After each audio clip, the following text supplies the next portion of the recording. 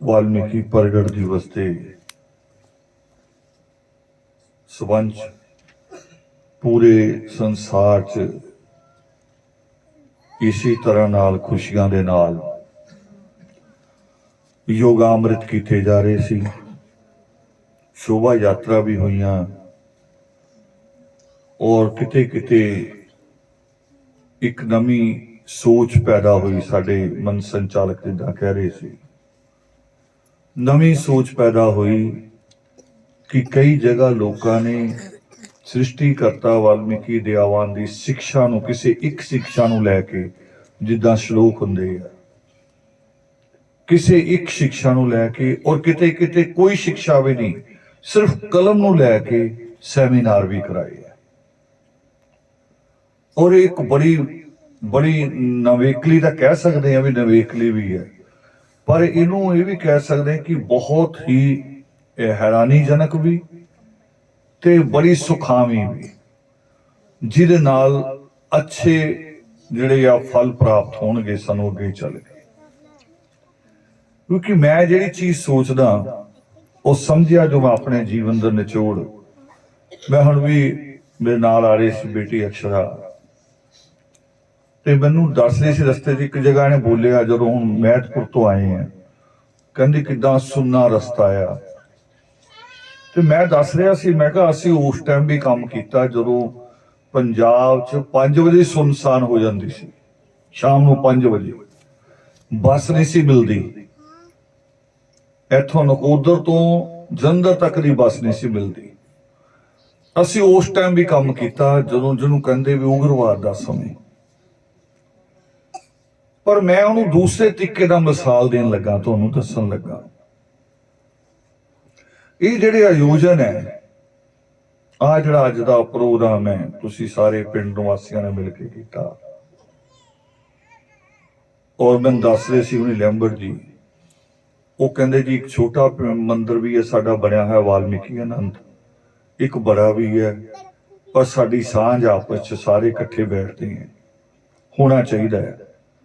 असी सुख दुख च, क्यों कहंदे रिश्तेदार दूर हुंदा आ, पहलों गुआंढी हुंदा आ जिहड़ा सुख दुख च शामिल हुंदा है। एक अच्छी सोच है, और अच्छी सोच नूं इस्तेमाल किदां करदा है। इसी टाइम नूं कहंदे लोग, मैं ओए बेटे सीधा सीधा होया, मैं शराबियां की मिसाल दे रहा, शराबियां की या ताश खेलण वालियां दे क्यों रहा है, ये भी समझ लेना भी मैं बुरे लोगों की मिसाल क्यों दे रहा। शराबियां नूं आपां समझाइए, रिश्तेदार समझाण, कोई दोस्त मित्र समझावे, ते कहोगे ठीक है जी कल तो नहीं मैं करदा इदां, देखियो कल तो मैं बिल्कुल ठीक।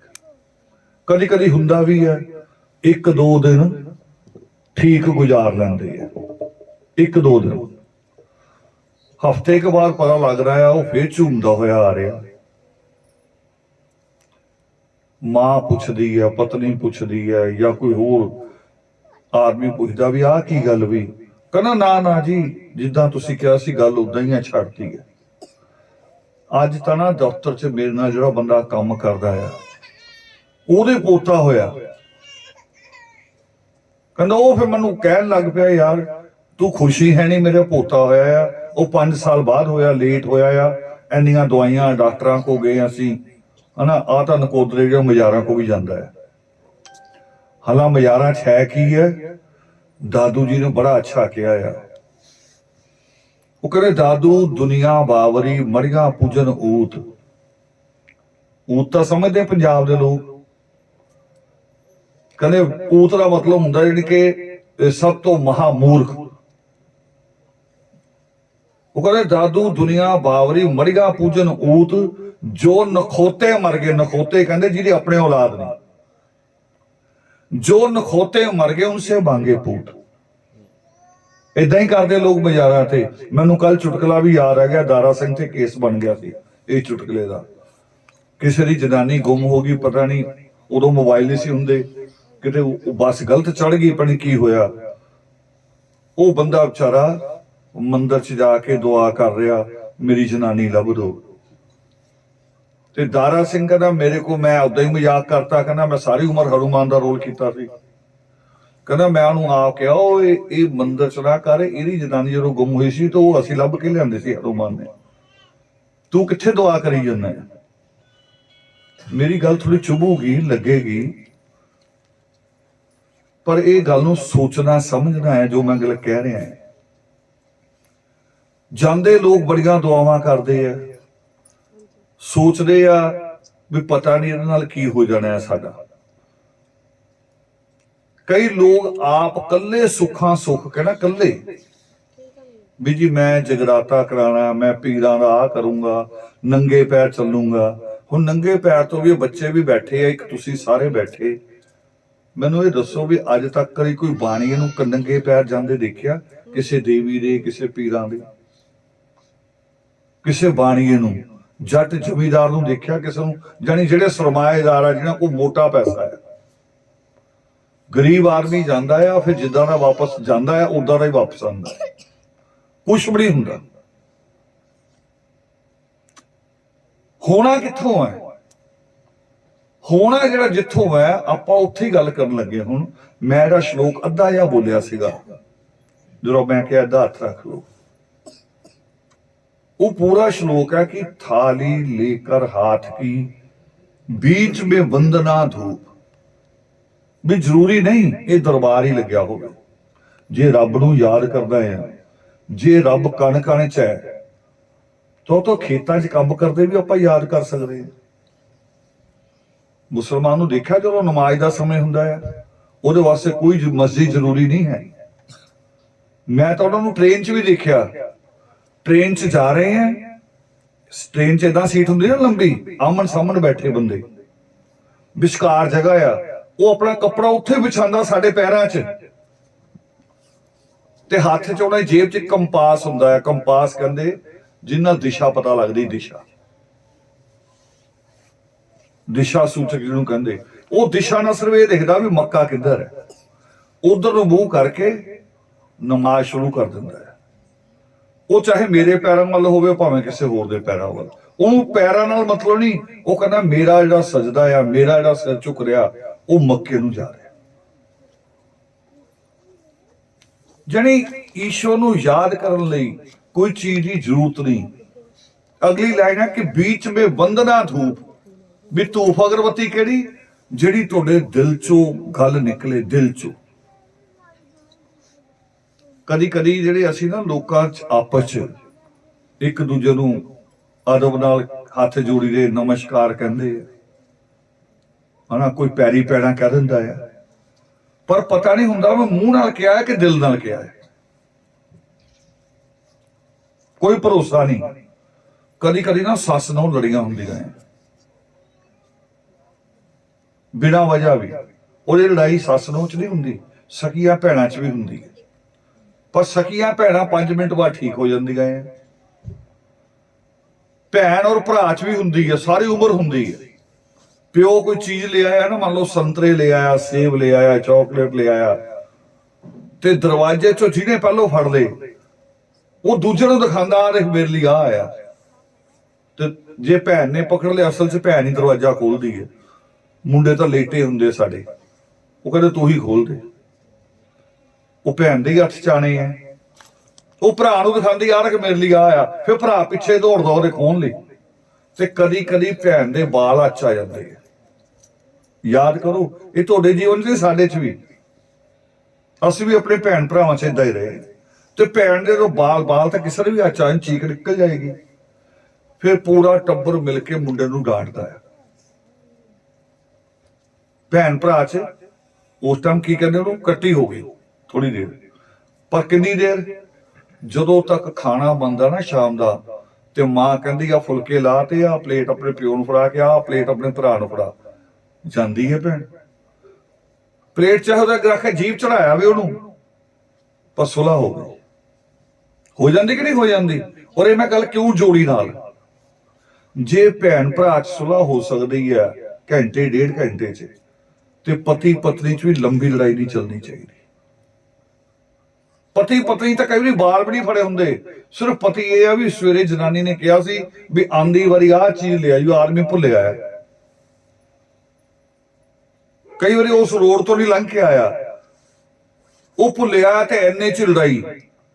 ਤੇ ਇਹ ਕੀ ਸੋਚਦੇ, ਕਈ ਵਾਰੀ ਮੈਂ ਵੀ ਕਹਿੰਦਾ ਜਦੋਂ ਆਦਮੀ ਜਨਾਨੀਆਂ ਦੇ ਝਗੜੇ ਆਉਂਦੇ, ਮੈਂ ਕਹਿੰਦਾ ਇਹ ਨਾ ਕਰੋ, ਕਿਉਂਕਿ ਇਹ ਸਾਡਾ ਆਪਣੀ ਮਸਲਾ, ਬਾਕੀਆਂ ਨੇ ਕੀ ਲੈਣਾ। ਇਹ ਤੁਹਾਡਾ ਆਪਣੀ ਆਪਸੀ ਮਸਲਾ ਨਹੀਂ। ਆਹ ਜਿਹੜੇ ਨਿੱਕੇ ਨਿੱਕੇ ਬੱਚੇ ਆ ਨਾ, ਇਹ ਤੁਹਾਡੇ ਚਿਹਰਿਆਂ ਨੂੰ, ਤੁਹਾਡੀਆਂ ਅੱਖਾਂ ਨੂੰ ਸਾਰਾ ਕੁਝ ਨੋਟ ਕਰਦੇ ਆ। ਤੇ ਜੋ ਅਸਰ ਇਹਨਾਂ ਦੇ ਦਿਲ ਤੇ ਪੈਂਦਾ, ਇੰਨੇ ਕਮਜ਼ੋਰ ਜਿਹੇ ਦਿਲ ਤੇ, ਕਿ ਮੇਰੇ ਮਾਂ-ਬਾਪ ਗੁੱਸੇ ਆਪਸ ਚ, ਉਹ ਤੁਹਾਨੂੰ ਪਤਾ ਨਹੀਂ ਕਿੰਨਾ ਕੁ ਅਸਰ ਪੈਂਦਾ। ਤੇ ਜਿਸ ਬੱਚੇ ਤੇ ਇਹ ਅਸਰ ਪਏਗਾ, ਉਹ ਬੱਚਾ ਪੜ੍ਹ ਲਿਖ ਨਹੀਂ ਸਕੇਗਾ। ਉਹਨੂੰ ਕੁਝ ਯਾਦ ਹੀ ਨਹੀਂ ਹੋਣਾ। ਜਿਹਨੂੰ ਲੱਗਦਾ ਪਤਾ ਨਹੀਂ ਮੇਰਾ ਪਿਓ ਹੁਣੀ ਮਾਂ ਪਿਓ ਕਦੋਂ ਲੜ ਪੈਣ, ਕਦੋਂ ਮੇਰਾ ਪਿਓ ਮੇਰੀ ਮਾਂ ਨੂੰ ਕੁੱਟ ਦੇਵੇ, ਉਹਦੇ ਦਿਮਾਗ 'ਚ ਕੀ ਪਏਗਾ। ਅਸੀਂ ਕਹਿੰਦੇ ਰਿਜ਼ਲਟ ਲਿਆਓ, ਦਿਮਾਗ ਰੱਬ ਨੇ ਬਰਾਬਰ ਦਿੱਤਾ ਆ। ਤੇ ਰਿਜ਼ਲਟ ਕਦੋਂ ਆਣਾ ਆ? ਜਦੋਂ ਅਸੀਂ ਆਪਣਾ ਵਾਤਾਵਰਨ ਸੁਧਾਰਾਂਗੇ ਘਰਾਂ ਦਾ। ਅਸੀਂ ਆਪਣਾ ਵਾਤਾਵਰਨ ਆਪਣੇ ਘਰਾਂ ਦਾ ਸੁਧਾਰਦੇ ਰਹੇ, ਸਾਨੂੰ ਪਤਾ ਨਹੀਂ ਵੀ ਨਿੱਕੀਆਂ ਨਿੱਕੀਆਂ ਗੱਲਾਂ ਵੀ ਅਸਰ ਪਾਉਂਦੀਆਂ। ਸਾਡੇ ਕੋਲ ਅਮੀਰਾਂ ਵਾਂਗੂ ਅਲੱਗ-ਅਲੱਗ ਕਮਰੇ ਨਹੀਂ ਹੈ ਪੜ੍ਹਨ ਲਈ, ਵੀ ਪੜ੍ਹਨ ਦਾ ਕਮਰਾ ਅਲੱਗ, ਸੌਣ ਦਾ ਕਮਰਾ ਅਲੱਗ, ਰੋਟੀ ਦਾ ਕਮਰਾ ਅਲੱਗ। ਸਾਡੇ ਕੋਲ ਇੱਕੋ ਜਿਹੇ ਕਮਰੇ, ਇੱਕ ਜਾਂ ਦੋ, ਉਹਦੇ 'ਚ ਰਿਜ਼ਲਟ ਪੈਦਾ ਕਰਦੇ ਹਾਂ। ਤੇ ਰਿਜ਼ਲਟ ਪੈਦਾ ਕਰਨ ਲਈ ਕੀ ਹੈ ਕਿ ਥੋੜੀਆਂ ਜਿਹੀਆਂ ਚੀਜ਼ਾਂ ਦੇ ਉੱਤੇ ਸਾਨੂੰ ਆਪ ਗੌਰ ਕਰਨੀ ਪੈਣੀ।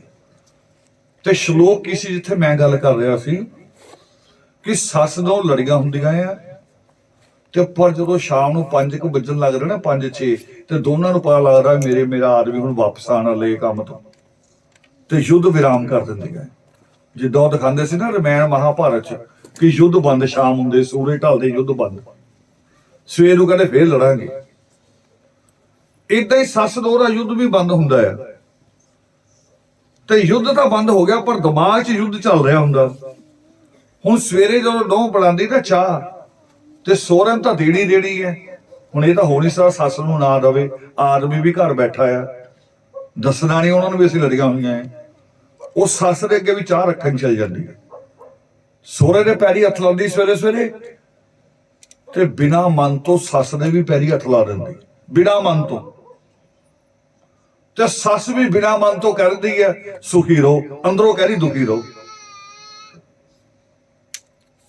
ਤਾਂ ਮੈਂ ਕਹਿ ਰਿਹਾ ਹਾਂ ਵੀ ਈਸ਼ਵਰ ਦੇ ਅੱਗੇ ਜੋ ਅਸਲੀ ਧੂਪ ਅਗਰਬੱਤੀ ਹੈ, ਉਹ ਸਾਡੇ ਦਿਲ ਚੋਂ ਜੋ ਨਿਕਲੇ ਈਮਾਨ ਨਾਲ।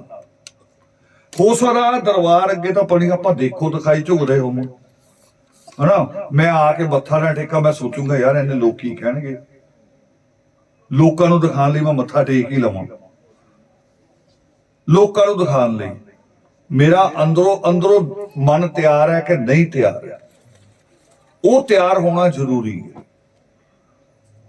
ਤੇ ਸ਼ਲੋਕ ਹੈ कि थाली लेकर हाथ की बीच में वंदना धूप। अगे देखो अगली लाइन जड़ी हम जिसे आप सारी गल करनी है, अगली लाइन है कि प्रसाद तेरा गुण ज्ञान है। गुण ज्ञान वो शब्द गलत छपया होया, तुसी बोल सही रहे हो पर छपाई च गलत आया होया। प्रसाद तेरा गुण ज्ञान है, संगत तुमरा रू। हुण ये दोनों बड़े मुश्किल है बेटे, कैमरा इधर ले आओ ज्यादा बेटर है, संगत भी कवर होएगी, मेरे लिए दरबार भी खुला रहेगा। लाइन की आई है प्रसाद तेरा गुण ज्ञान है। ते आपां की करदे रहे अज तक? आपां लड़दे रहे भी इत्थे जिहड़ा प्रसाद है या लंगर है, आपां उहदे लई लड़ी जा रहे।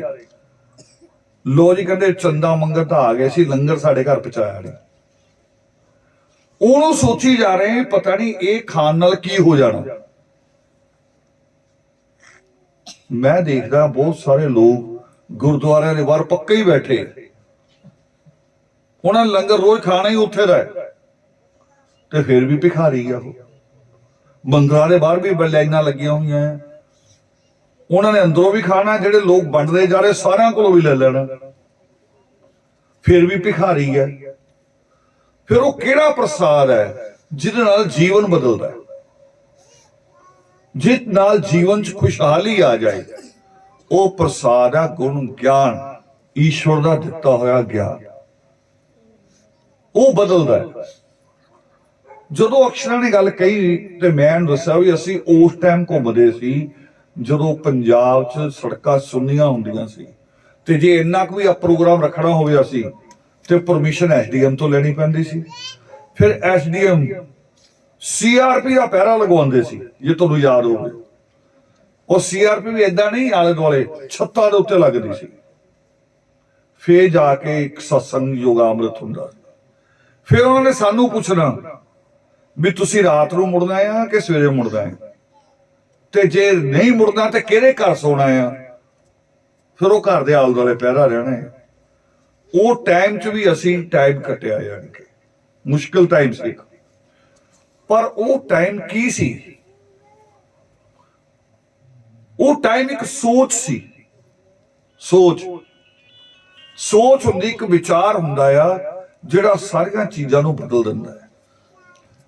ਜਦੋਂ ਅਸੀਂ ਕਾਲਜ ਜਾਣਾ ਸ਼ੁਰੂ ਕੀਤਾ ਸੀ, ਉਸ ਟਾਈਮ ਉਹ ਪੀਰੀਅਡ ਆ ਰਿਹਾ ਸੀ, ਪਰ ਅਸੀਂ ਦੇਖ ਕੀ ਰਹੇ ਸੀ ਵੀ ਜਿਹੜਾ ਬੱਚਾ ਕਾਲਜ ਗਿਆ, ਚਾਹੇ ਪਿੰਡ ਦਾ ਚਾਹੇ ਸ਼ਹਿਰ ਦਾ, ਸਿੱਖ ਪਰਿਵਾਰ ਦਾ ਖਾਸ ਤੌਰ ਤੇ, ਜੋ ਮੈਂ ਦੇਖ ਰਿਹਾ ਸੀ, ਜਦੋਂ ਕਾਲਜ ਗਿਆ ਜਾਂਦੇ ਉਹਨੇ ਕੇਸ ਕਟਾ ਦੇਣੇ। ਜਾਂਦੇ ਹੀ ਉਹ ਕਹਿੰਦਾ ਮੈਂ ਇਹਨੂੰ ਨਾ ਧਰਮਿੰਦਰ ਬਣਾ ਦੋ। ਉਦੋਂ ਧਰਮਿੰਦਰ ਜਤਿੰਦਰ ਜ਼ਿਆਦਾ ਚੱਲਦੇ ਸੀ। ਬਾਲ ਕਟਾ ਦੇਣੇ, ਜਾਨੀ ਏਦਾਂ ਲੱਗਦਾ ਸੀ ਸਾਨੂੰ। ਅਸੀਂ ਸੋਚਦੇ ਹੁੰਦੇ ਸੀ ਖੜ ਕੇ ਕਈ ਵਾਰ ਵੀ ਸਿੱਖੀ ਬਸ ਥੋੜੇ ਦਿਨਾਂ 'ਚ ਖਤਮ। ਜੇ ਏਦਾਂ ਹੀ ਬੱਚੇ ਜਾਂਦੇ ਰਹੇ ਖਤਮ। ਹਾਲੇ ਵੀ ਏਦਾਂ ਦਾ ਤੁਸੀਂ ਦੇਖੋਗੇ ਪਿੰਡਾਂ 'ਚ ਮੋਟਰਸਾਈਕਲ ਲੈ ਕੇ ਮੁੰਡਾ ਨਿਕਲਦਾ, ਬਾਲ ਕੱਟੇ ਹੋਏ, ਪਿਓ ਪਗੜੀ ਵਾਲਾ ਪਿੱਛੇ ਬੈਠਾ, ਹਾਲੇ ਵੀ ਹੈ। ਪਰ ਇੱਕ ਸੰਤ ਪੈਦਾ ਹੋਏ ਜਿਨ੍ਹਾਂ ਨੂੰ ਕਹਿੰਦੇ ਸੰਤ ਜਰਨੈਲ ਸਿੰਘ ਭਿੰਡਰਾਂਵਾਲਾ। ਉਹ ਐਸੀ ਸੋਚ ਲੈ ਕੇ ਆਇਆ ਇਨਸਾਨ, ਉਹ ਅਦਭੁਤ ਇਨਸਾਨ ਸੀ। ਮੈਂ ਬਾਕੀ ਪਕਸ਼ ਛੱਡ ਦੋ, ਗਰਮ ਪਕਸ਼ ਸਾਰਿਆਂ ਦੇ ਹੁੰਦੇ ਅਲੱਗ-ਅਲੱਗ, ਸਾਡੇ 'ਚ ਵੀ ਬਹੁਤ ਸਾਰੀਆਂ ਕਮੀਆਂ ਹੋ ਸਕਦੀਆਂ, ਪਰ ਉਹਦਾ ਉਹ ਪਕਸ਼ ਜਿਹੜਾ ਸੀ ਨਾ ਗੁਰੂ ਦੇ ਪ੍ਰਤੀ ਸੱਚੇ, ਗੁਰੂ ਗ੍ਰੰਥ ਸਾਹਿਬ ਦੇ ਪ੍ਰਤੀ ਸੱਚੇ, ਉਹ ਬੜਾ ਮਜ਼ਬੂਤ ਸੀ। ਉਹਦੀ ਸਪੀਚ ਜਦੋਂ ਹੁੰਦੀ ਸੀ ਲੋਕ ਸੁਣਦੇ ਸੀ ਸਪੀਚ, ਤੇ ਜਿਹੜੇ ਮੁੰਡਿਆਂ ਦੀ ਮੈਂ ਗੱਲ ਕਰ ਰਿਹਾ ਵੀ ਬਾਲ ਕਟਾ ਦਿੰਦੇ ਸੀ। ਤੇ ਜਦੋਂ ਅਸੀਂ ਕਾਲਜ ਜੁਆਇਨ ਕੀਤਾ ਤੇ ਮੁੰਡੇ ਬਾਲ ਕਟਾਣਾ ਤਾਂ ਦੂਰ, ਦਾੜੀ ਖੁੱਲੀ ਰੱਖਣ ਲੱਗ ਪਏ। ਦਾੜੀ ਨੂੰ ਕਟਵਾਉਂਦੇ ਵੀ ਨਹੀਂ ਸੀ, ਖੁੱਲੀ ਲੰਬੀ ਦਾੜੀ। ਤੇ ਆਮ ਤੌਰ ਤੇ ਕੀ ਹੁੰਦਾ ਸੀ, ਹੁਣ ਤਾਂ ਬਹੁਤ ਸਾਰੇ ਕਈ ਸ਼ੌਕ ਬਣ ਗਏ। ਬੇਟੇ ਕੀ ਗੱਲ ਹੈ ਦੱਸ ਦੋ। ਹੁਣ ਤਾਂ ਬਹੁਤ ਸਾਰੇ ਸ਼ੌਕ ਆ ਲੋਕਾਂ ਦੇ। ਹੋਰ ਨਾ ਹੋਵੇ ਵਿਹਲਾ ਆਦਮੀ ਮੋਬਾਈਲ ਨੂੰ ਲੈ ਕੇ ਲੱਗਿਆ ਰਹਿੰਦਾ। ਇਹਨੂੰ ਕਹਿੰਦੇ, ਇੱਕ ਪੁਰਾਣੀ ਕਹਾਵਤ ਹੁੰਦੀ ਸੀ ਕਿ ਘੜੀ ਦੀ ਵੇਲ ਨਹੀਂ ਆਨੇ ਦੀ ਸੇਲ ਦੀ। ਮੋਬਾਈਲ ਨੂੰ ਲੈ ਕੇ ਲੱਗੇ ਰਹਿੰਦੇ ਆ। ਟੀਵੀ 'ਚ ਮਸ਼ਹੂਰੀਆਂ ਵੀ ਇਹੋ ਜਿਹੀਆਂ ਆਉਂਦੀਆਂ, ਪਿਓ ਕਹੀ ਜਾਂਦਾ ਪੁੱਤ ਕੰਮ ਕਰ ਲਾ, ਉਹ ਮੋਬਾਈਲ 'ਚ ਲੱਗਿਆ ਹੋਇਆ ਆਲਸੀਆ ਵਾਂਗੂ, ਜਿੱਦਾਂ ਬਿਮਾਰ ਹੋਵੇ ਕੋਈ। ਉਹਨੇ ਬੁਰਾ ਅਸਰ ਪਾਉਂਦੀਆਂ। ਪਰ ਜਦੋਂ ਸੰਤ ਜਰਨੈਲ ਸਿੰਘ ਭਿੰਡਰਾਂਵਾਲਾ ਸਪੀਚ ਕਰਦੇ ਸੀ, ਪੂਰੇ ਪੰਜਾਬ ਚੰਡੀਗੜ੍ਹ 'ਚ ਘੁੰਮੇ ਉਹ, ਤੇ ਸਿੱਖੀ 'ਚ ਦੁਬਾਰਾ ਜਾਣ ਆ ਗਈ। ਤੇ ਕੀ ਚੀਜ਼ ਸੀਗੀ? ਗੁਣ ਗਿਆਨ। ਉਹੀ ਜਿਹੜਾ ਆਪਾਂ ਕਹਿੰਦੇ ਨਾ ਪ੍ਰਸਾਦ ਤੇਰਾ ਗੁਣ ਗਿਆਨ ਹੈ। ਅਸਲੀ ਚੀਜ਼ ਉਹ ਸੀ ਕਿ ਉਹਨਾਂ ਨੇ ਗੁਰੂ ਗ੍ਰੰਥ ਸਾਹਿਬ ਨੂੰ ਜਦੋਂ ਬੋਲਣਾ ਸ਼ੁਰੂ ਕੀਤਾ, ਕਹਿਣਾ ਸ਼ੁਰੂ ਕੀਤਾ, ਤੇ ਲੋਕਾਂ 'ਚ ਦੁਬਾਰਾ ਤੋਂ ਉਹ ਭਾਵਨਾ ਆਣੀ ਸ਼ੁਰੂ ਹੋ ਗਈ ਨੌਜਵਾਨ 'ਚ। ਤੇ ਉਦੋਂ ਸ਼ੌਕ ਹੁੰਦਾ ਸੀ ਫਿਲਮਾਂ ਦਾ। ਤੇ ਅਸੀਂ ਦੇਖਿਆ ਮੁੰਡਿਆਂ ਨੂੰ ਵੀ ਉਹ ਕਾਲਜ ਖਤਮ ਕਰਕੇ ਫਿਲਮ ਨਹੀਂ ਸੀ ਜਾਂਦੇ, ਗੁਰਦੁਆਰੇ ਜਾਣ ਲੱਗ ਪਏ ਵੀ ਆ ਸਪੀਚ ਸੁਣਨੀ ਅੱਜ ਕੀ ਹੈ। ਉਹ ਕੀ ਚੀਜ਼ ਸੀ? ਆ ਸਾਡੇ ਕੋਲ ਵੀ ਬੱਚੇ ਬੈਠੇ ਆ ਸਾਰੇ ਇੰਨੀਆਂ ਉਮਰਾਂ ਦੇ ਆ ਜਿਹੜੇ ਤਿਆਰੀ ਕਰ ਰਹੇ ਸੀਗੇ, ਉਹ ਵੀ ਇਹੀ ਉਮਰਾਂ ਦੇ ਆ। ਇਹ ਕਿਸ ਚੀਜ਼ ਨਾਲ ਜੁੜੇ ਹੋਏ ਆ? ਸਾਡੇ ਕੋਲ ਦੇਣ ਲਈ ਕੋਈ ਲਾਲਚ ਥੋੜੀ ਹੈ। ਸਾਡੇ ਕੋਲ ਕੋਈ ਸਰਮਾਇਆ ਨਹੀਂ, ਕੋਈ ਗੱਡੀਆਂ ਨਹੀਂ, ਕੋਈ ਕੋਠੀਆਂ ਨਹੀਂ, ਕੋਈ ਪਦ ਨਹੀਂ, ਕੋਈ ਸਰਕਾਰ ਨਹੀਂ। ਸਾਡੇ ਕੋਲ ਦੇਣ ਲਈ ਇੱਕ ਵਿਚਾਰ ਹੈ ਵੀ ਆਹ ਵਿਚਾਰ ਸਾਨੂੰ ਨਰਕ ਚੋਂ ਬਾਹਰ ਕੱਢੂ। ਇਹ ਵਿਚਾਰ ਸਾਨੂੰ ਨਰਕ ਚੋਂ ਬਾਹਰ ਕੱਢਦਾ ਹੈ। ਔਰ ਉਹ ਵਿਚਾਰ ਕਿਹੜਾ ਆ? ਉਹ ਵਿਚਾਰ ਹੈ ਸ੍ਰਿਸ਼ਟੀਕਰਤਾ ਵਾਲਮੀਕੀ ਦਇਆਵਾਨ ਦਾ। ਸ੍ਰਿਸ਼ਟੀਕਰਤਾ ਵਾਲਮੀਕੀ ਦਇਆਵਾਨ ਕਹਿੰਦੇ ਆ ਜਿਹੜੀ ਗੱਲ ਕੋਈ ਧਰਮ ਨਹੀਂ ਕਹਿੰਦਾ। ਉਹ ਕਹਿੰਦੇ ਕਿ ਤਪ, ਦਾਨ ਔਰ ਤੀਰਥ, ਦੇਖੋ ਤਿੰਨੋਂ ਚੀਜ਼ਾਂ ਬੜੀਆਂ ਅਹਿਮ ਹੈ, ਬਹੁਤ ਬੜੀਆਂ ਮੰਨੀਆਂ ਜਾਂਦੀਆਂ ਤਿੰਨੋਂ ਹੀ ਚੀਜ਼ਾਂ। ਕਿਸੇ ਵੀ ਧਰਮ 'ਚ ਗੱਲ ਕਰ ਲਓ, ਉਹ ਤਪ ਨੂੰ ਬੜਾ ਵੱਡਾ ਮੰਨਦੇ, ਦਾਨ ਕਰਨ ਨੂੰ ਬਹੁਤ ਵੱਡਾ ਮੰਨਦੇ ਆ, ਤੀਰਥ ਯਾਤਰਾ ਕਰਨ ਨੂੰ ਬਹੁਤ ਬੜਾ ਮੰਨਦੇ ਆ।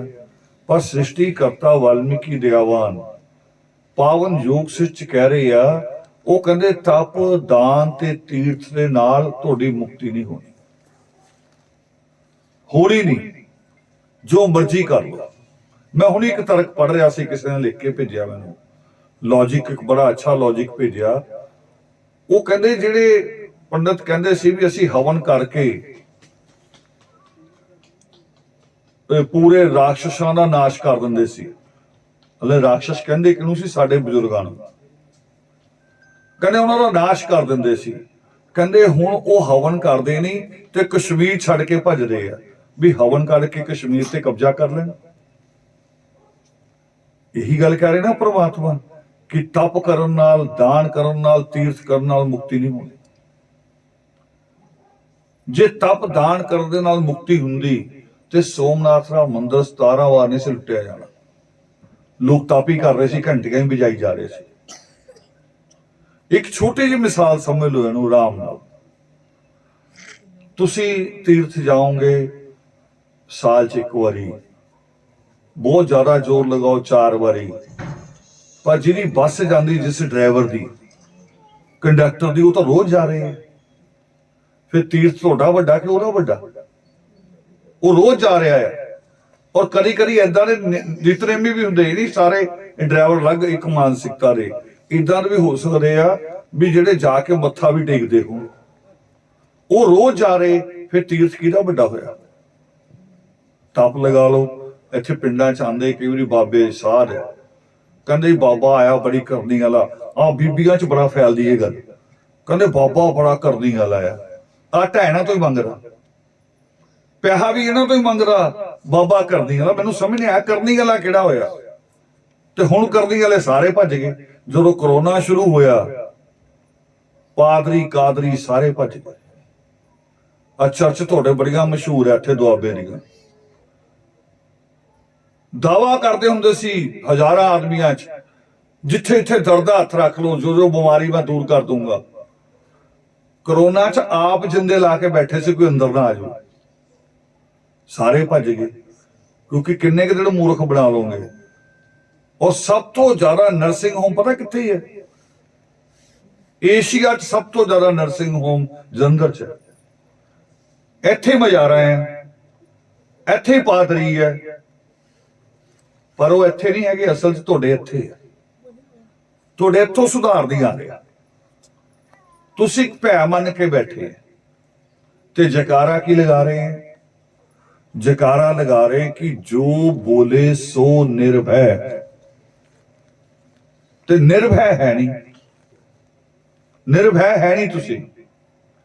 ਮੈਂ ਇੱਕ ਛੋਟੀ ਜਿਹੀ ਮਿਸਾਲ ਕਈ ਜਗ੍ਹਾ ਦਿੱਤੀ ਅੱਜ ਕੱਲ, ਮੈਨੂੰ ਲੱਗਦਾ ਤੁਹਾਨੂੰ ਵੀ ਕਹਿਣੀ ਚਾਹੀਦੀ ਹੈ।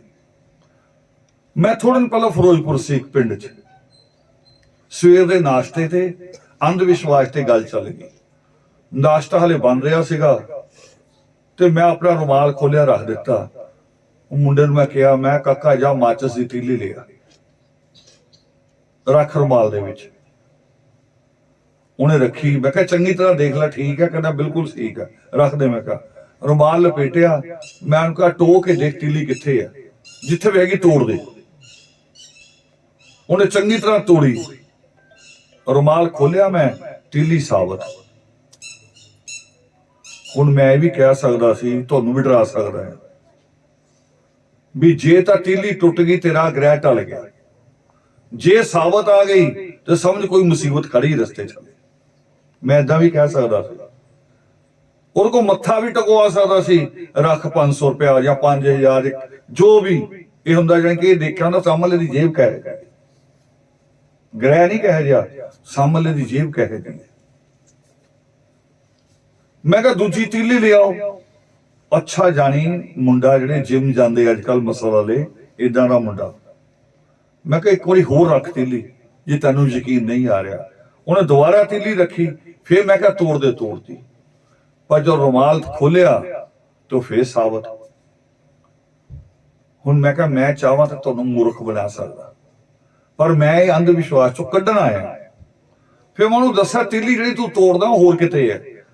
वो रुमाल दा जिहड़ा कपड़ा साइड किनारा लपेटिया होया हुंदा ना, ਉਹਦੇ ਚ तीली मैं पहले ही पाई हुई। मैं ਉਹੀ तड़वा रहा तेरे कोलों, ਜਿਹੜੀ तू रखदा उत्थे ही उत्थे ही है। दुनिया च ਇਹੋ जी कोई ताकत नहीं भी तीली ਨੂੰ साबित कर दे। जे तीली ਨੂੰ साबित नहीं करदे ते बंदे दे दुख दर्द ਨੂੰ साबित ਜਿਹੜੇ दूर करन दी किसी को ताकत नहीं। जे ताकत है ते ਤੁਹਾਡੇ ਕੋਲ आप है, ਤੁਹਾਡੇ ਕੋਲ ही है। दो ही ताकत है संसार च,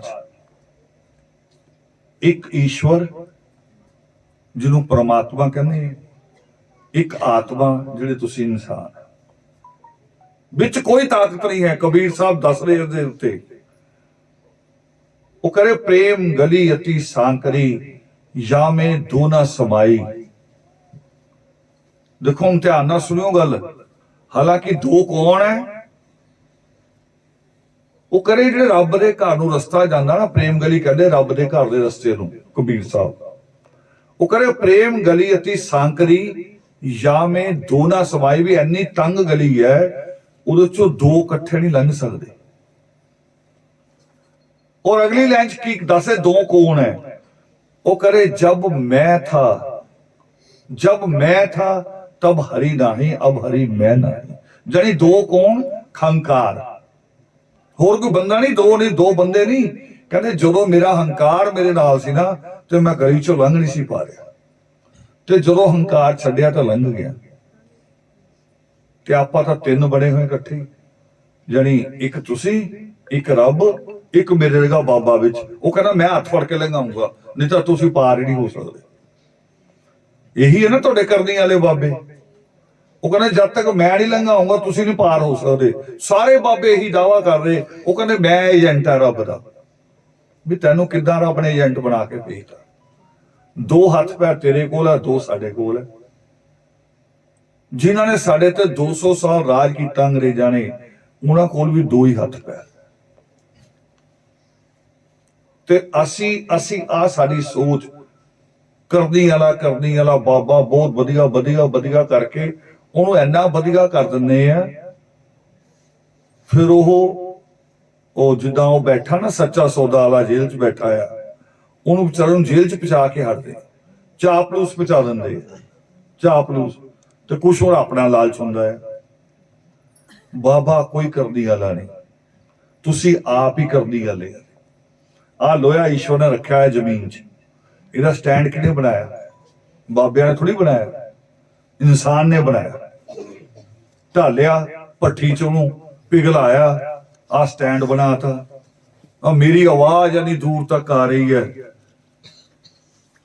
ये भी इंसान ने लंबी सोच भी आ माइक बनावांगे, ਇਹਨੂੰ करंट देवांगे, विच मैगनेट रखांगे ते आवाज दूर तक जाऊगी। इंसान ने। तुसी आप ताकत हो। ते परमेश्वर दी अगली गल कहंदे ना, पहली लाइन जड़ी कि तप दान और तीरथ से भी मोक्ष की प्राप्ति नहीं होती। अगली लाइन चो दस दिंदे भी कित्थों होएगी। वो कह रहे हैं, लिख रहे हैं सृष्टिकर्ता वाल्मीकि दयावान कि तुहाडी मुक्ति ज्ञान नाल होएगी, ज्ञान नाल, विचार नाल। वो ज्ञान किताबां च भी है। वो ज्ञान जो आपां कहने ना, गुरु ग्रंथ साहब नूं की कहने हैं? गुरु वाणी। गुरुआं दे मुख चों आई ते करदे की उहनां नाल? मजाक करदे, दूरों लंघ रहे इदां ही कहना बस हो गया मेरा मत्था टेकण लई थोड़ी है गुरुवाणी। अरे मैं शब्द कह रहा, परमात्मा ने लिखी दो लाइनां, इहनूं लिख के कागज च मत्था टेकी जाओ, उहदा थोड़ी कुछ होना। इहनूं दूजी सिंपल मिसाल च लै जाओ। दो बच्चे घर चों, दो बच्चे, एक बच्चा सवेरे उठिया 6 बजे तैयार होया, नहाया धोया, 7 बजे निकल गया किताबां चक के। आ मौसम मान लो सर्दी का, दादी हले उठी नहीं, दादी बिरध है, ज्यादा नहीं उठती जल्दी, चले गया ऐदा ही अपने स्कूल भज गया। एक उठिया 10 बजे नलैक, वो जाके दादी दे गोडे दबी जा रहा 10 बजे। अनपढ़ दादी भी, तुसी भी फैसला करो जिन्नियां बेटियां मावां बैठियां, उन्हां चों लायक किहड़ा मन्निया जाऊगा? जिहड़ा सवेरे किताबां लैके तुर गया या जिहड़ा दादी दे गोडे घुट्टी जा रहा? किहनूं लायक मन्निया जाएगा? जिहड़ा सवेरे चले गया। दादी कदी बददुआ दिंदी है भी ਉਹ ਸਵੇਰੇ ਮੈਨੂੰ ਜੈ ਵਾਲਮੀਕੀ ਨਹੀਂ ਕਹਿ ਕੇ ਗਿਆ, ਮੇਰੇ ਪੈਰੀ ਹੱਥ ਨਹੀਂ ਲਾ ਕੇ ਗਿਆ, ਤੇ ਕਹਿੰਦੀ ਵੀ ਰੱਬ ਉਹਦਾ ਕੰਮ ਨਾ ਕਰੇ, ਉਹਨੂੰ ਫੇਲ ਕਰ ਦੇ, ਕਹਿੰਦੀ ਕੋਈ ਦਾਦੀ? ਤੇ ਜੇ ਦਾਦੀ ਨਹੀਂ ਕਹਿੰਦੀ ਤਾਂ ਈਸ਼ਵਰ ਕਿੱਦਾਂ ਕਹਿ ਸਕਦਾ? ਉਹਦਾ ਦਿਲ ਤਾਂ ਬਹੁਤ ਬੜਾ ਹੈ। ਇਹ ਆਪਾਂ ਹੀ ਵਹਿਮ ਪਾਲੇ ਹੋਏ ਆ ਵੀ ਲੋ ਜੀ ਅੱਜ ਮੱਥਾ ਨਹੀਂ ਟੇਕਿਆ ਤਾਂ ਮੱਥਾ ਟੇਕਣਾ ਜ਼ਰੂਰੀ ਨਹੀਂ ਹੈ, ਉਹਨਾਂ ਦੀ ਗੱਲ ਮੰਨਣੀ ਜ਼ਰੂਰੀ। दादी दे गोडे घुटने जरूरी नहीं, दादी जो कहती है ना भी पुत आ काम कर, वो काम करना जरूरी, कहना मनना जरूरी है। असी कहना नहीं मन पा रहे। एक कमी साडे च ये है कि सानू यही नहीं पता, जिद्दां आपां सिख पंजाब च रहिंदे, आपां सिख साडे नेड़े है, सिख नूं आपां कहिए भी तू पगड़ी क्यों बन्ने, भी तू भी मेरे वर्गा इंसान है। सिख कोल जवाब है कि मेरे गुरुआं दा हुक्म है कि 5 ककार रखने। मुसलमान नूं इदां ही आपां कहिए भी सिख सवेरे शाम गुरुद्वारा खोलदा, हिंदू भी सुबह शाम मंदिर खोलदा, तू 5 वारी नमाज क्यों करदा? उहदे कोल भी जवाब है कि मेरे पैगंबरां दा हुक्म है। ते जे कोई सानू पुछ लवे तुसीं भी बड़ा वाल्मीकन कहाने हैं, नारे भी लगाने, गर्व से कहो हम वाल्मीकन है, दसो हुक्म की तुहानू परमात्मा दा? ਉਹ ਸ੍ਰਿਸ਼ਟੀਕਰਤਾ ਵਾਲਮੀਕੀ ਨੇ ਤੁਹਾਨੂੰ ਕਿਹਾ ਕੀ ਹੈ ਕਰਨ ਲਈ? ਕੁਛ ਵੀ ਨਹੀਂ, ਆਪਾਂ ਨੂੰ ਯਾਦ ਪਤਾ ਹੀ ਨਹੀਂ, ਆਪਾਂ ਬਸ ਸਾਇਲੈਂਟ ਚੁੱਪ। ਆਪਾਂ ਨੂੰ ਇੰਨਾ ਹੀ ਪਤਾ ਵੀ ਸਾਲ ਬਾਅਦ ਦਿਨ ਬਣਾਵਾਂਗੇ, ਲੰਗਰ ਕਰਾਂਗੇ, ਆਪੇ ਬਣਾਵਾਂਗੇ, ਆਪੇ ਖਾਵਾਂਗੇ, ਤੇ ਕੁਛ ਲੜ ਪਾਵਾਂਗੇ ਸਾਨੂੰ ਮਿਲਿਆ ਨਹੀਂ। ਔਰ ਕਿੰਨੀ ਦੇਰ ਰਹਿੰਦਾ ਆ? ਹੁਣ ਸੋਚੋ, ਕੋਈ ਖਾਣਾ ਦੁਨੀਆ ਦਾ शरीर दे नाल कितनी देर रहिंदा है? मैं इहदे ते भी सोच कीती एक वारी, तुहाडे हुण वर्त लंघे जनानियां दे करवा चौथ दे, कहंदियां आर्मी उन्हां खिच खिच के इन्हां दी उम्र लंबी करनी है। पंजाब दा आर्मी कहंदा मैं चिट्टा पी के मरना है, शराब पी के मरना, कच्ची शराब, हुण कहंदे पहले तोड़ दी शराब। गाने बनदे पंजाबियां दे, ते ओही गायक आके अग्गों कहंदे पंजाबी दा मैं दावेदार है, लोकां नूं नशे ला रिहा, पंजाबीयत का दावेदार है। हुण वो नस्ल पैदा हो गई ये गुरुआं पीरां दी धरती ते। ते मैं देखिया भी जनानियां वर्त किदां रखदियां। वैसे तो औरतां नाल बेटी नाल साडा पक्षपात बहुत ज्यादा है। मुंडा जम्मे पूरे पिंड ढंडोरा, रिश्तेदारां च भी, ते कुड़ी जम जावे दादी सिर बन के बहदी, चुन्नी बन लैंदी सिर नूं, कहनी मैनूं तां कुछ हो रहा है कुड़ी, जबकि वो आप भी कुड़ी हुंदी है। हुण इहदे ते हुक्म लईए आपां भी सृष्टिकर्ता वाल्मीकि दयावान ने इहदे ते की किया है? जिद्दां गुरु नानक देव जी ने कहा ना, तिन क्यों बंदा आखिए जिन जम्मे राजान, भी उहनूं बुरा किदां कह सकदे है? सृष्टिकर्ता वाल्मीकि दयावान कहते हैं कि जननी और जन्मभूमि स्वर्ग से भी बढ़कर। सोच लो कभी भी आ पासा जिन्ना बैठा सोच लो, कभी कभी बहुत मुश्किल आंदियां जीवन च, बहुत टेंशन भी हुंदी है, पर मां दे कोल आके बह जाओ एक बारी, और मां जे सिर ते हथ रख दवे, डॉक्टर की गोली की लोड़ नहीं पैंदी। ਉਹਦੇ सिर्फ हथ रखने नाल ही इन्ना असर हुंदा। ਇਹਦਾ उम्र का संबंध नहीं भी मेरी उम्र ज्यादा हो गई हुण मैं मां को, जिन्नी मर्जी उम्र हो जाए मां की गोद नहीं छड्डदा बच्चा, उत्थे आके सिर रख ही दिंदा है। इन्नी ताकत है मां दे सिर ते हथ रखण च। पर जदों कुड़ी जमदी है ते आपां सारे बड़ा बुरा मन रहे। और ਜਿੱਦਾਂ ਜਿੱਦਾਂ ਉਹਦਾ ਪਾਲਣ ਪੋਸ਼ਣ ਉਹਦੇ ਚ ਵੀ ਉਹਦੇ ਨਾਲ ਜਾਨੀ 2 ਨੰਬਰ ਦਾ ਵਿਵਹਾਰ ਉਹਦੇ ਨਾਲ। ਤੇ ਹੁਣ ਛੋਟੀ ਸਿੱਧੀ ਜਲਦੀ ਕਹਿ ਰਿਹਾ ਮਿਸਾਲ ਨੂੰ, ਸਵੇਰੇ ਉੱਠਦੀਆਂ ਜਦੋਂ ਮਾਵਾਂ ਕੁੜੀਆਂ ਨੂੰ ਆਵਾਜ਼ ਦਿੰਦੀਆਂ ਨਾਲ 5 ਵਜੇ 6 ਵਜੇ ਜਦੋਂ ਵੀ ਉੱਠ ਜਾ ਤੂੰ ਵੀ ਉੱਠ ਜਾ। ਕੁੜੀ ਕਿੰਨਾ ਕਵੇ ਵੀ ਮੈਂ ਰਾਤ ਪੜ ਰਹੀ ਸੀਗੀ 1 ਵਜ ਗਿਆ, ਮੇਰਾ ਸਿਰ ਭਾਰੀ ਗਿਆ, ਮੈਂ ਠਹਿਰ ਕੇ ਉੱਠਦੀ। ਨਾ ਨਾ ਨਾ, ਤੂੰ ਉੱਠ ਜਾ, ਇਹ ਤੂੰ ਆਦਤ ਪਾ, ਤੂੰ ਅਗਲੇ ਘਰ ਵੀ ਜਾਣਾ ਹੈ। ਚਲੋ ਉੱਠ ਗਈ ਕੁੜੀ, ਉਹਨੂੰ ਫਿਰ ਕਹੂਗੀ ਚੱਲ ਮੈਂ ਬਰਸ਼ ਕਰਦੀ, ਤੂੰ ਚਾਹ ਬਣਾ। ਜਿੱਦਾਂ ਹੀ ਚਾਹ ਬਣਾਉਣ ਜਾਂਦੀ ਨਾ ਕੁੜੀ, ਪਿੱਛੋਂ ਇੱਕ ਹੋਰ ਆਵਾਜ਼ ਆਉਂਦੀ, ਮਲਾਈ ਨਾ ਖਰਾਬ ਕਰੀ, ਮਲਾਈ ਤੇਰੇ ਭਰਾ ਲਈ ਹੈ। ਕਿਹੜੇ ਭਰਾ ਲਈ? ਜਿਹੜਾ ਰਾਤ ਲਫੰਗਾ ਘੁੰਮ ਕੇ ਆਇਆ 11-12 ਵਜੇ, ਉਹਦੇ ਲਈ ਮਲਾਈ ਹੈ। ਤੇ ਮੈਂ ਨੋਟ ਕੀਤਾ ਵੀ ਇੱਕ ਦਿਨ ਸਾਲ 'ਚ ਇਹਨਾਂ ਦਾ ਵੀ ਦਾਲ ਲੱਗਣ ਲੱਗ ਪਿਆ ਦੁੱਧ ਤੇ। ਉਦਾਂ ਤਾਂ ਦੁੱਧ ਦਹੀਂ ਦਿੰਦੇ ਨਹੀਂ ਕੁੜੀਆਂ ਨੂੰ, ਕਹਿੰਦੇ ਸੁੱਕੀ ਰੋਟੀ ਨਾਲ ਨਾ ਬੜੀਆਂ ਹੋ ਜਾਣਗੀਆਂ। ਜਿੱਦਣ ਕਰਵਾ ਚੌਥ ਦਾ ਵਰਤ ਹੁੰਦਾ ਨਾ, ਕੱਚਾ ਮੈਦਾ ਹੁੰਦਾ, ਜਿਹਨੂੰ ਤੁਸੀਂ ਫੇੜੀਆਂ ਕਹਿੰਦੇ ਹੋ। ਫੇੜੀਆਂ ਦੁੱਧ 'ਚ ਪਾ ਕੇ 1 ਲੀਟਰ ਦੁੱਧ 'ਚ ਪਾ ਕੇ ਪੀ ਜਾਂਦੀਆਂ ਸਵੇਰੇ 5-6 ਵਜੇ, ਤੇ ਉਹ ਤਾਂ ਹਜਮ ਹੋਣਾ ਹੀ ਨਹੀਂ। ਉਹ ਤਾਂ ਰਹੇਗਾ ਪੇਟ 'ਚ, ਭੁੱਖ ਲੱਗਣੀ ਨਹੀਂ। ਮੁਸਲਮਾਨ ਰੋਜ਼ਾ ਏਦਾਂ ਥੋੜੀ ਰੱਖ ਰਿਹਾ ਹੈ। ਉਹਨਾਂ ਦੇ ਰੋਜ਼ੇ ਦਾ ਮਤਲਬ ਹੈ ਰਾਤ 12 ਵਜੇ ਤੋਂ ਪਹਿਲਾਂ ਜੋ ਖਾ ਲਿਆ, ਉਸ ਤੋਂ ਬਾਅਦ ਪਾਣੀ ਵੀ ਨਹੀਂ ਪੀਣਾ 12 ਵਜੇ ਤੋਂ ਬਾਅਦ। ਔਰ ਇਹ ਸਵੇਰੇ 5-6 ਵਜੇ ਖਾਂਦੀਆਂ। ਪਰ ਹੁਣ ਮੈਂ ਕਹਿ ਕਿਉਂ ਰਿਹਾ, ਇਹ ਤੁਹਾਨੂੰ ਨਿੰਦ ਨਹੀਂ ਰਿਹਾ, ਮੈਂ ਖਾਣਾ ਦੱਸਣ ਲੱਗਾ ਕੋਈ ਅਸਰ ਕਿੰਨਾ ਪਾਉਂਦਾ। ਕਿੰਨੇ ਵਜੇ ਦੁਬਾਰਾ ਭੁੱਖ ਲੱਗ ਜਾਂਦੀ ਹੈ? ਸਵੇਰੇ 5-6 ਵਜੇ ਖਾਦਾ, ਸ਼ਾਮ ਨੂੰ 5-6 ਵਜੇ ਚੰਦ ਨੂੰ ਲੱਭਣ ਲੱਗ ਪੈਂਦੀਗਾ। 5-6 ਵਜੇ ਕਦੀ ਚੰਦਰਮਾ ਥੋੜੀ ਨਿਕਲਦਾ ਹੈ, ਉਦੋਂ ਦਾ ਟਾਈਮ ਹੈ। ਉਹ ਅਸਲ 'ਚ ਚੰਦਰਮਾ ਨੂੰ ਲੱਭਦੀਆਂ, ਇੱਧਰ ਭੁੱਖ ਲੱਗ ਗਈ ਹੁੰਦੀ। ਜਾਣੀ ਜਿਹੜਾ ਦੁੱਧ ਫੇੜੀਆਂ 1 ਲੀਟਰ ਪੀ ਕੇ ਉਹ ਫੇਰ ਵੀ ਭੁੱਖ ਲੱਗ ਗਈ।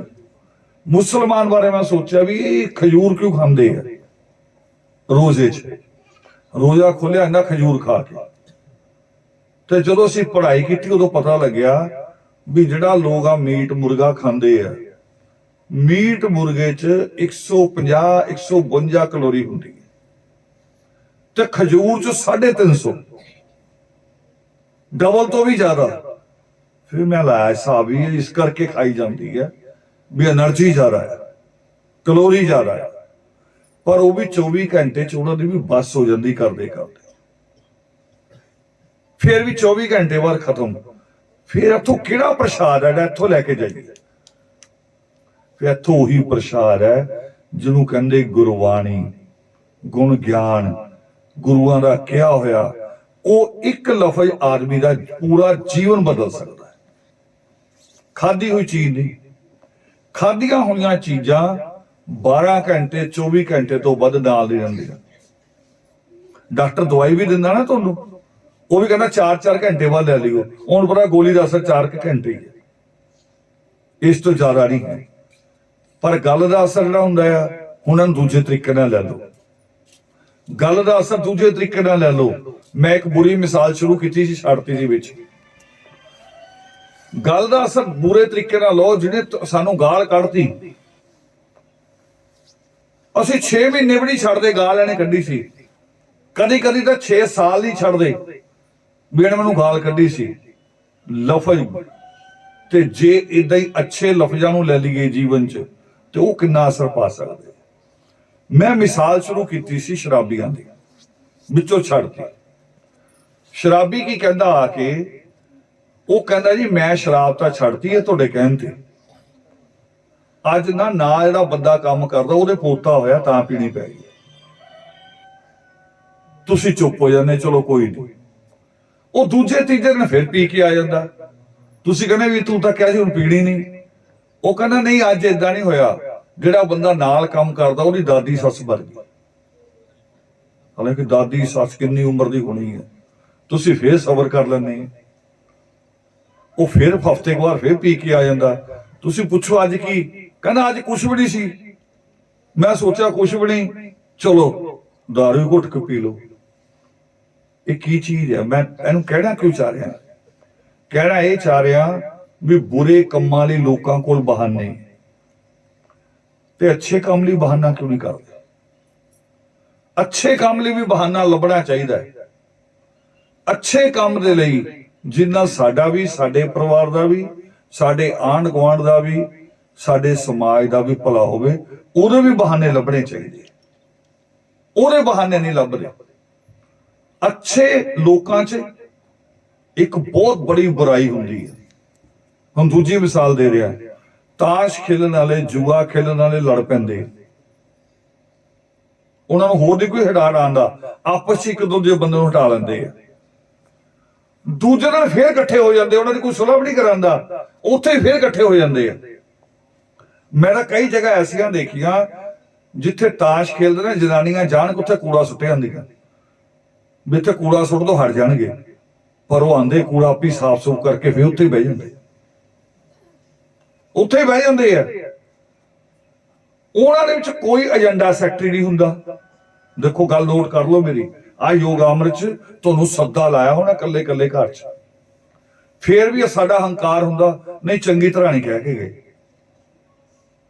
ਚੰਗੀ ਤਰ੍ਹਾਂ ਨਹੀਂ ਕਹਿ ਗਏ।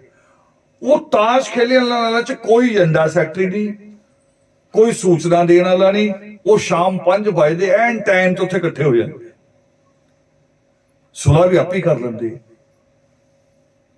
ਚੰਗੇ ਲੋਕਾਂ 'ਚ ਕੀ, ਉਹਨਾਂ ਕੋਲ ਸਭ ਤੋਂ ਬੜੀ ਬੁਰਾਈ ਅਹੰਕਾਰ ਹੈ, ਜਿਹਨੂੰ ਕਬੀਰ ਸਾਹਿਬ ਕਹਿ ਰਹੇ ਨਾ कि प्रेम गलियती सांकरी, जब तक अहंकार सी मेरे को, जब मैं था, जब मेरे अंदर मैं सी, तो उदों तक ईश्वर दे दीदार नहीं सी, उदी कृपा नहीं सी। असी उस अहंकार तो, ईर्खा तो मुक्त नहीं हो पाते। ये सोच रहने हैं कि नहीं मैं बड़ा मैं छोटा। मैंने तो भी सोचा एक बारी भी सारे धर्म कहते हैं भी ईश्वर कण कण च, ईश्वर जदे जदे च है, फिर ये मंदिर गुरुद्वारे क्यों? सोचते रहे आखिर जवाब आ गया। जवाब आया भी ये कुछ अच्छे बुजुर्गों ने बनाया होना सोच के, बुरा नहीं बनाया उन्होंने इस करके बनाया होना भी आदमी अपनी ईर्खा नहीं छड़दा, अपना हंकार नहीं छड़दा। वो कहंदा होना भी मैं इहदे घर नहीं जाना, नाल दे जे उहदा घर बड़ा तो मेरी फिर ईर्खा बड़ी भी मैं क्यों जावां, इहदा घर बड़ा होगा मैं क्यों जावां, ते जे उहदा घर छोटा फिर मेरा हंकार बड़ा भी मैं छोटे दे घर क्यों जावां।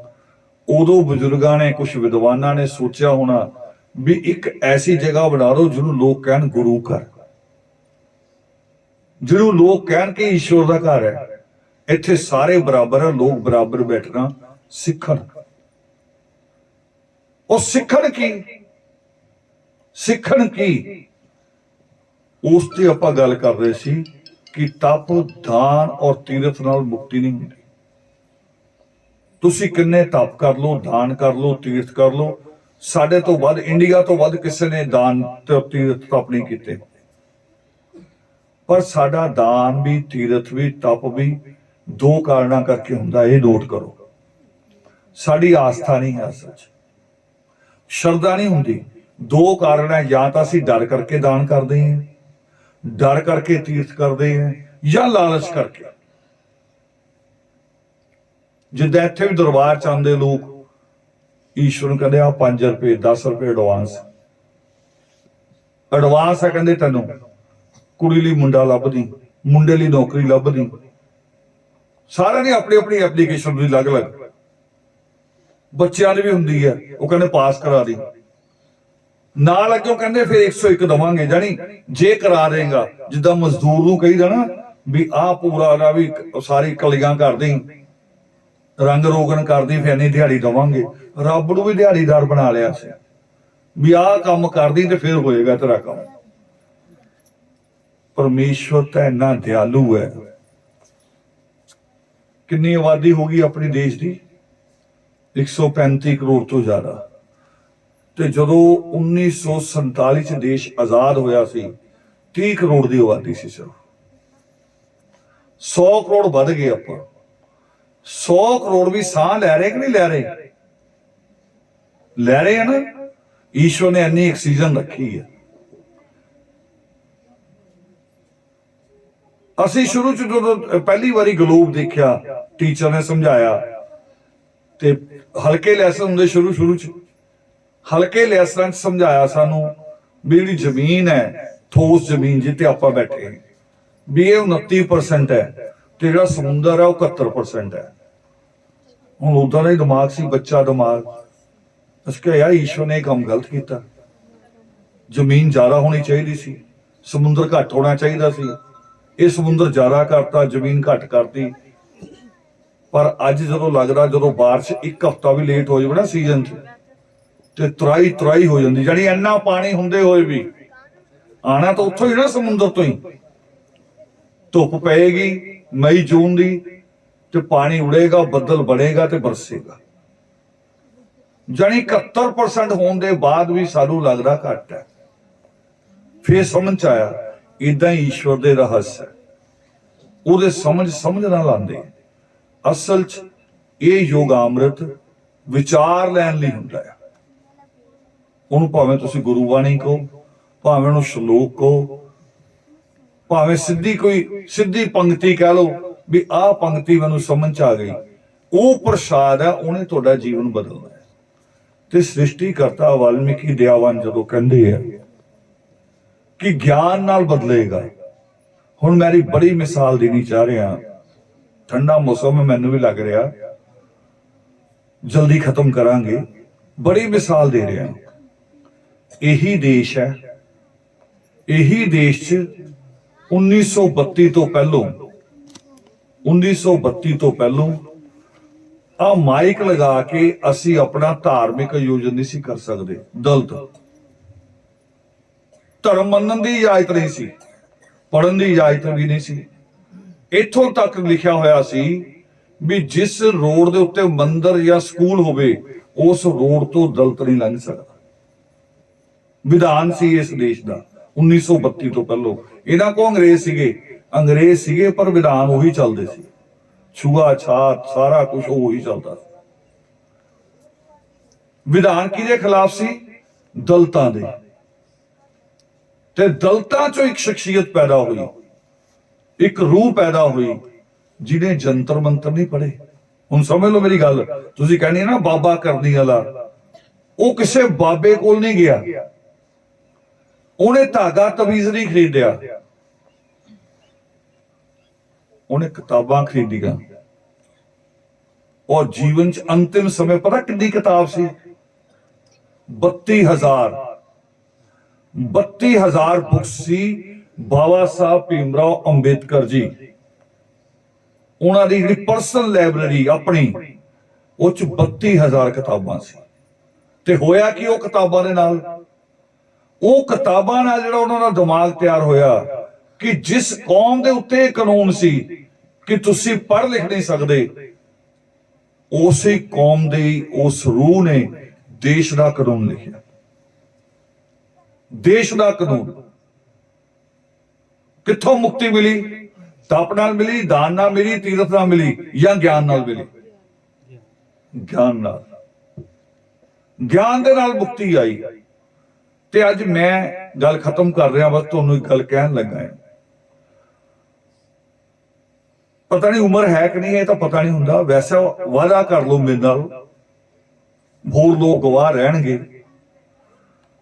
10-15 ਸਾਲ, ਕੇਵਲ 10-15 ਸਾਲ ਬਾਬਿਆਂ ਦੀਆਂ ਦਰਗਾਹਾਂ ਛੱਡ ਕੇ ਸਾਰਾ ਕੁਝ ਸਿਰਫ ਬੱਚਿਆਂ ਦੇ ਉੱਤੇ ਧਿਆਨ ਦੇ ਦਿਓ, ਇਹਨਾਂ ਦੀ ਪੜ੍ਹਾਈ ਤੇ।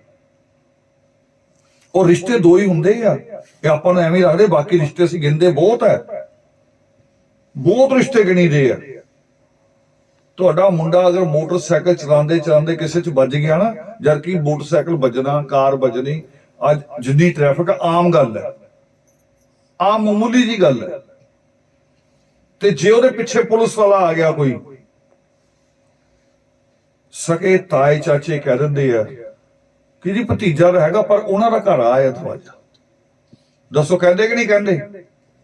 ਸਗੇ ਤਾਏ ਚਾਚੇ ਕਹਿੰਦੇ ਕਿ ਨਹੀਂ ਕਹਿੰਦੇ? ਇਹ ਗੱਲ ਕੋਈ ਕਹਿੰਦਾ ਤਾਇਆ ਚਾਚਾ ਚਲੋ ਜੀ ਮੈਂ ਚੱਲਦਾ ਥਾਣੇ, ਨਹੀਂ ਕਹਿੰਦੇ ਆਹ ਦਰਵਾਜ਼ਾ ਇੱਧਰ ਨੂੰ ਹੋ ਜਾਓ। ਤੇ ਜੇ ਤੁਹਾਡਾ ਮੁੰਡਾ ਬਣ ਜਾਵੇ ਇੰਸਪੈਕਟਰ, ਤੁਹਾਡਾ ਮੁੰਡਾ ਲੱਗ ਜਾਵੇ DSP, ਤੁਹਾਡੀ ਕੁੜੀ ਬਣ ਜਾਵੇ ਜੱਜ, ਫਿਰ ਰਿਸ਼ਤੇਦਾਰ ਜਿਹੜੇ ਦਾਦੀ ਦਾ ਗੋਤ ਹੈ ਨਾ, ਉਹ ਗੋਤੀ ਵੀ ਆ ਜਾਂਦੇ, ਕਹਿੰਦੇ ਤੁਹਾਡੀ ਦਾਦੀ ਦਾ ਗੋਤ ਸਾਡਾ ਇੱਕੋ ਹੀ ਹੈ। क्योंकि तुहाडा बच्चा लायक है। और यही गल बाबा साहब अंबेडकर ने कही। सारा कुछ करन तो बाद उस आदमी ने कुछ नहीं मंगया। की क्या की मंगया कौम तो? तीन गल्लां कहियां भी सिक्खियत हो जाओ, सिक्खियत होने तो बाद फिर यूनाइट हो जाना, और इकट्ठे होने तो बाद फिर भी संघर्ष करना पेगा। क्यों?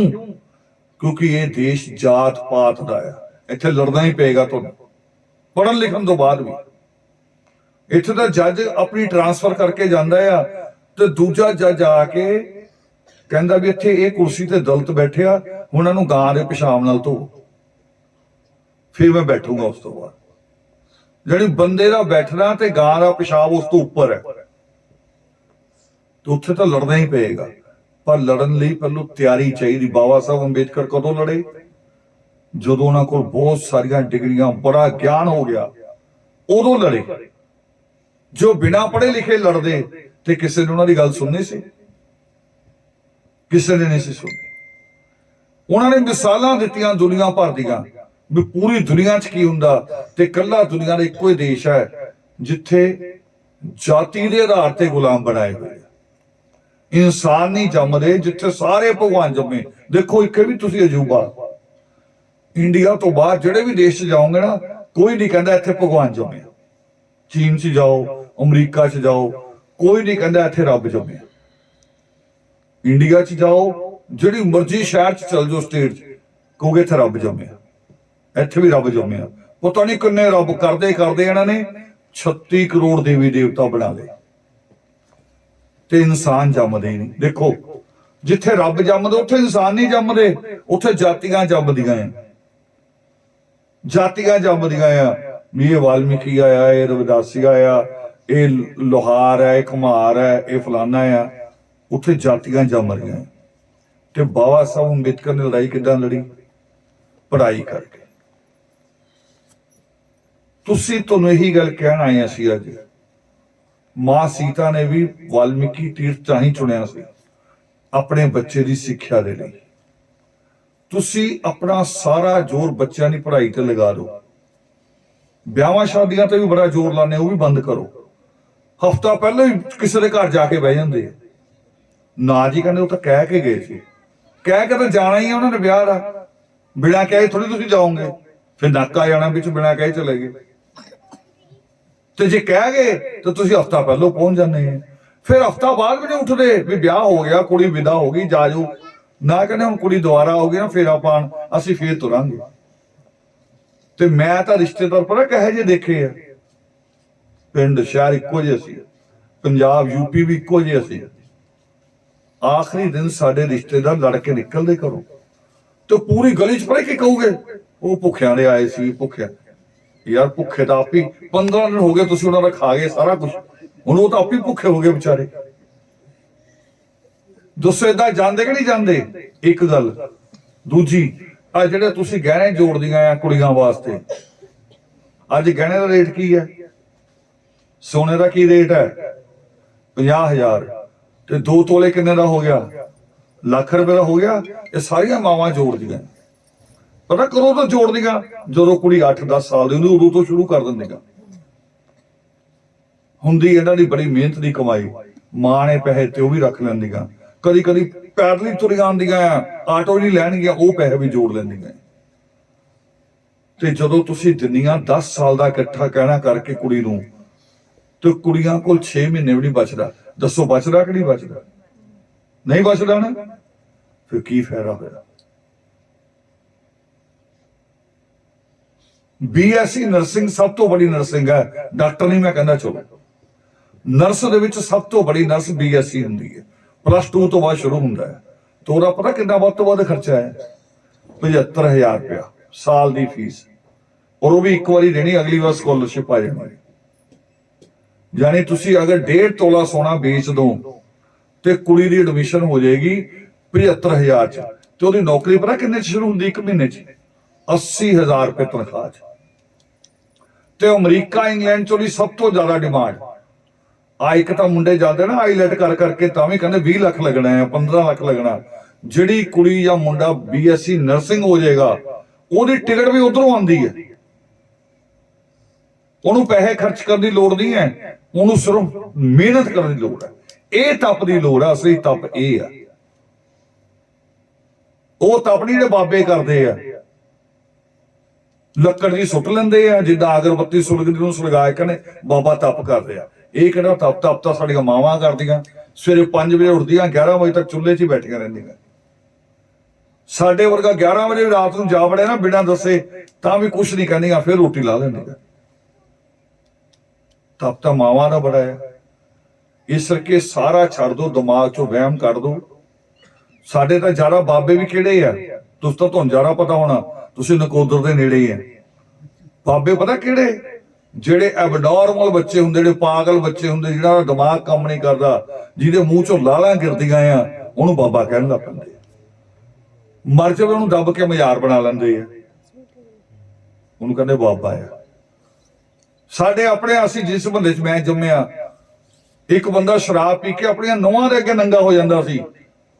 ਉਹ ਹੁਣ ਵੀ ਉਹਨਾਂ ਨੂੰ ਬਾਬਾ ਬਣਾਇਆ ਹੋਇਆ, ਕਹਿੰਦੇ ਬਾਬਾ ਸੀ। ਅਸੀਂ ਅੱਖੀ ਦੇਖਿਆ, ਹੁਣ ਅਸੀਂ ਕਿੱਦਾਂ ਮੰਨ ਜੀਏ?